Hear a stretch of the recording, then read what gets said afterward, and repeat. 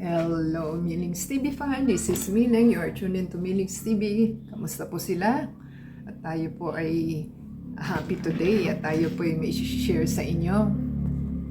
Ayan po ang magandang good news sa ating knock knock on the door. Meron po tayong ayan po ang ating ayuda na natanggap for today at ating pong alamin kung anong meron. Meron po tayong dented na mga sardines. Oh my God, talagang dented. Pinagbababato ata ito. So, ayan po ang ating ayuda na tatlo po. Na puros dent na po ito sa kakabato siguro. At meron po tayong ayan, dented pa rin. Yan po ang ating masarap na kakainin. Carne Norte na ating beef. Yan ang beef na ating kakainin at picture din po tayo. At meron po tayong coffee. Ito po is coffee. Yan, coffee po ito ha. At ito po ang Energen. Ito naglagay sila ng Energen. Ayan. Happy po talaga tayo.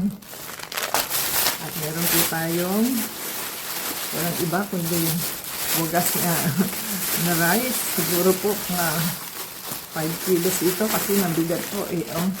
So yan po ang ating natanggap for today. So happy po tayo sa ating natanggap at tayo po may ayuda na sa wakas. At tayo po may makakain na. So, yan po ang ating masarap na mga pagkain na tanggap for today.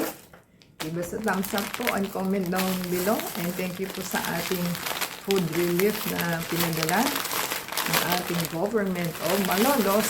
So, yan po ang ating shout out sa ayuda. Hindi ko lang po alam kung kaninong ayuda to. Kung sa city, ano po, government o dahil inabot na lang po sa atin. So, thank you po sa inyo sa pag-alala. At meron na po tayong makakain dahil hindi po tayo makalabas at baha pa po sa ating street.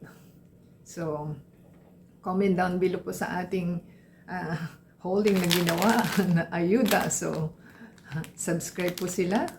Like po and comment down below. At i-shout out po natin yung names and channels sa ating next video. So, abangan po nila. And support po sa ating channel to play the ads and video from beginning to end. Until next time po, keep safe po sa inyong mga lugar. Till next time, God bless.